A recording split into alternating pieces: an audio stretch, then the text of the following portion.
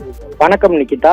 சென்னை கோயம்பேடு பகுதியில் போராட்டத்தில் ஈடுபட்டு கைது செய்யப்பட்டுள்ள மின்வாரிய ஒப்பந்த ஊழியர்கள் திடீரென மயங்கி விழுந்ததால் பரபரப்பான சூழல் ஏற்பட்டுள்ளது. முன்னதாக தங்களுக்கு பணி நிரந்தரம் வழங்க வேண்டும் என்ற கோரிக்கையை வலியுறுத்தி தமிழ்நாடு மின்வாரிய ஒப்பந்த ஊழியர்கள் சென்னை கோயம்பேடு மேம்பாலத்தின் மீது ஏறி போராட்டத்தில் ஈடுபட்டனர். ஆபத்தான முறையில் போராட்டத்தில் ஈடுபட்ட அவர்களை போலீசார் கைது செய்து அருகாமையில் உள்ள திருமண மண்டபத்தில் அடைத்துள்ளனர். ஆனால் அங்கேயும் அவர்கள் தங்களது போராட்டத்தை தொடர்ந்து வருகின்றனர்.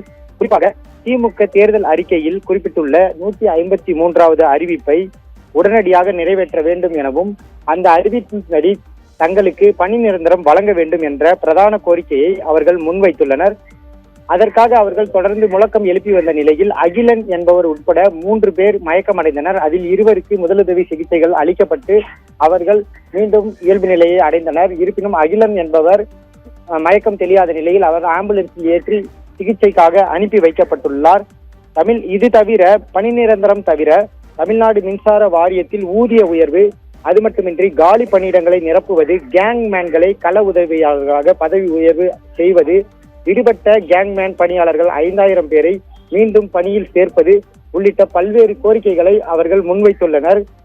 தற்போது போராட்டத்தில் ஈடுபட்டவர்கள் தங்களை செய்தியாளர்களை சந்திக்க அனுமதிக்குமாறு போலீசாரிடம் தொடர்ந்து கோரிக்கைகளை முன்வைத்துள்ளனர். அவர்களிடம் போலீசார் சமரச பேச்சுவார்த்தையில் ஈடுபட்டு தற்போது அவர்கள் மீண்டும் தங்களது முழக்கங்களை எழுப்பி கோரிக்கைகளை நிறைவேற்ற வேண்டும் என்ற ஒரு அறிவிப்புகளை போலீசாரிடம் தெரிவித்துள்ளனர். விவரங்களுக்கு நன்றி சக்தி சரவணன்.